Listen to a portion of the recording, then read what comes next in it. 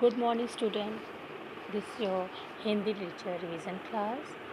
Today I will explain you chapter number 2, Gautam का हंस. Chapter का नाम है गौतम का हंस. तो स्टार्ट करें. गर्मी का मौसम है. तेज़ धूप से बचने के लिए पक्षी घने वृक्षों की छाया में विश्राम कर रहे हैं.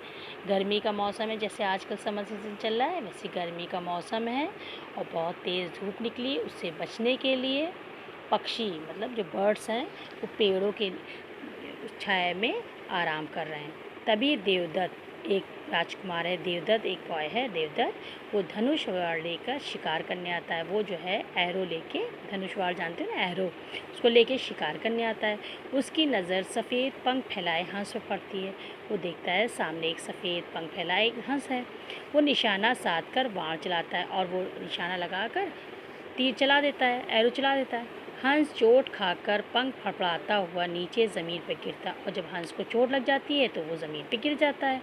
घायल हंस को ज़मीन पे पड़ा देखकर गौतम उसके शरीर में बिधा हुआ तीर निकालता है और जो चोट लग गई थी हंस को, वो ज़मीन पे जब गिर जाता है तो देवदत्त का कज़न ब्रदर गौतम उसके शरीर से, बदन से तीर निकालता है. इसी बीच गौतम का चचेरा भाई देवदत्त वहाँ जाता है और जिसने एरो चलाया था उसका नाम देवदत्त था ना, वो गौतम का कज़न भाई था. तो वो वहाँ आ जाता है. देवदत्त कहता है ये हंस मुझे दे दो, ये मेरा शिकार है. कहने ये हंस मुझे वापस कर दो क्योंकि ये मेरा शिकार है, इसे मैंने मारा है. क्या कहता है? मैंने मारा है. गौतम कहता है मैं ये हंस तुम्हें नहीं दे सकता. यानी हम ये हंस आपको वापस नहीं करेंगे. तुमने इसे मारा है और मैंने इसे बचाया है. कि तुमने तो इसको चोट लगाई लेकिन हमने इसे बचा लिया. तुम ही बताओ, इस पर मारने वाले का हक होना चाहिए कि बचाने वाले का? ये बताओ ये किसका हुआ, बचाने वाले का हुआ कि मारने वाले का हुआ? तो देवदत्त कहता है ये मेरे वाण से नीचे गिरा है. हमने एरो चलाया था तो ये नीचे गिरा है, इसलिए इस पर सिर्फ मेरा हक है, इसे मुझे दे दो, इसलिए ये सिर्फ मेरा है. गौतम हंस को पानी पिलाता है, सहलाता है और गोद में उठा लेता है. गौतम हंस को पानी पिला देता है, उसको प्यार करता है और उसको गोद में उठा लेता है.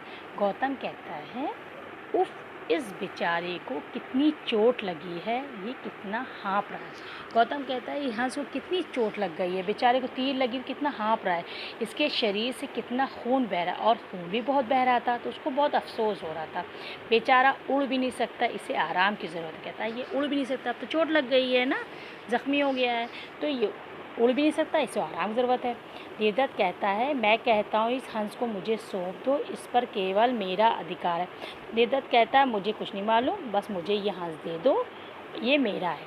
गौतम कहता है ये अधिकार जताने का नहीं, मासूम पर दया दिखाने का समय. कहता है तुम 12 अधिकार जमा रहे हो कि ये मेरा है, लेकिन इस वक्त वो मासूम है, इसको तकलीफ़ हो रही, इसे हमारी मदद की ज़रूरत है, ये हमारे स्नेह और प्यार का प्यासा है, इसको हमारे प्यार की ज़रूरत है. देवदत्त गौतम सिद्धार्थ के पिता महाराज शुद्धोधन से शिकायत करता है. तो देवदत्त जो है गौतम के पिता, पापा जो हैं महाराज शुद्धोधन हैं, उनसे शिकायत करने जाता है. गौतम का नाम सिद्धार्थ भी है, 2 नेम उनके. युवराज उसका शिकार उसे, और ये शिकायत करता है कि युवराज जो है उसका शिकार दे नहीं रहा है. पीछे पीछे गौतम भी हंस को लिए दरबार में प्रवेश करता है. गौतम भी हंस को लेके अपने पापा पर पहुंच जाता है. शुद्धोधन गौतम हंस तुम देवदत्त को क्यों नहीं दे देते, आखिर वार तो उसी ने चलाया था. तो शुद्धोधन कहते हैं कि गौतम तुम ये हंस जो है देवदत्त को क्यों वापस नहीं कर देते हो, क्योंकि उसने तो मारा है इसलिए उसको दे दो. तो गौतम कहता है पिताजी ये तो बताइए कि आकाश में उड़ने वाले इस बेकसूर हंस पर वार चलाने का उसे क्या अधिकार था. गौतम ने कहा कि पिताजी आसमान में ये बेकसूर हंस उड़ रहा था तो इस पर इन्होंने तीर क्यों चलाया. हंस ने देवदत्त का क्या बिगाड़ा, और ये जो हंस है इसने देवदत्त को कोई नुकसान तो नहीं पहुंचाया था, फिर उसने इस पर तीर क्यों चलाया, फिर तीर क्यों चला दिया, क्यों उसने इसे घायल किया और इसे चोट भी लग गई. मुझे इस हंस का दुख देखा नहीं गया, मुझे बहुत अफसोस हुआ, इसलिए मैंने तीर निकाला, इसकी सेवा की, इसके प्राण बचाए. उसने पानी पिलाया था ना, इसलिए अब ये मेरा, इसलिए अब ये मेरा है क्योंकि मैंने इसकी सेवा की थी।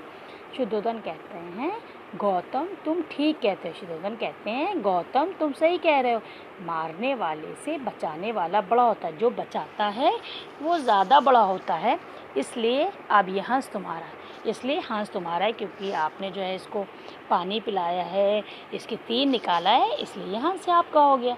महाराज शुद्धोधन गौतम के पक्ष में निर्णय लेते हैं और महाराज शुद्धोधन गौतम को हंस दे देते हैं और देवदत्त निराश लौट जाता और देवदत्त वापस चला जाता अफसोस में। सो कैसी लगी स्टोरी?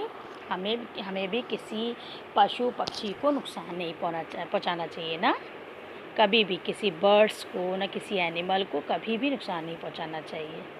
ठीक है, इस चैप्टर को आप फिर से पढ़ना, इसको फिर से समझ के पढ़ना। ओके।